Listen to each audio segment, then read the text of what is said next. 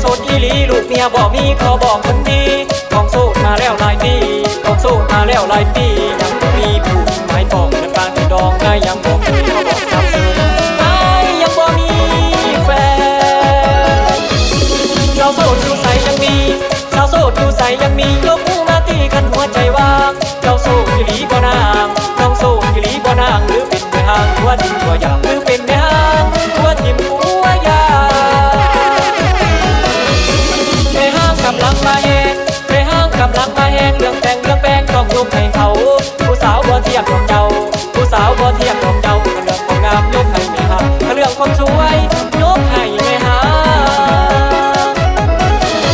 ว่าจะได้กินนอดอกสาวคนงามคนใจหรือบ่ไอ้ดีน้อยจะมาเป็นพ่อบางน้อยบางน้อยบางน้อยบางน้อยพ่อสิได้แน่บ่น้อถึงไอ้ยังไม่บอกทุกสองทุกสามไอ้ก็สิเอาไอ้หักไอ้ดีลงเหงาไอ้หักไอ้ลีลงเหงาหักเจ้าแห้งๆสาวไม่หักหน่อยที่ทอดแห้งๆสาวไม่หักไปสายโพดสตูดิโอหัวใจไอ้ลงหักเจ้าหัวใจไอ้ลงหักเจ้า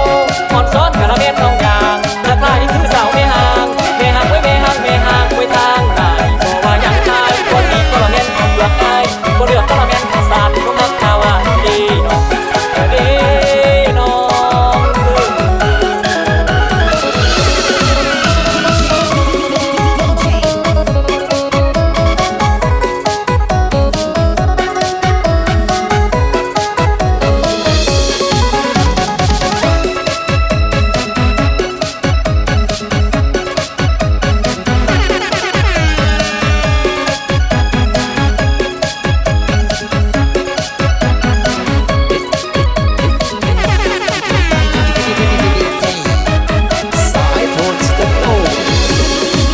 กำลังมาแหงไปห้างกำลังมาแหงเรื่องแต่งเรื่องแป้งต้องยกให้เขา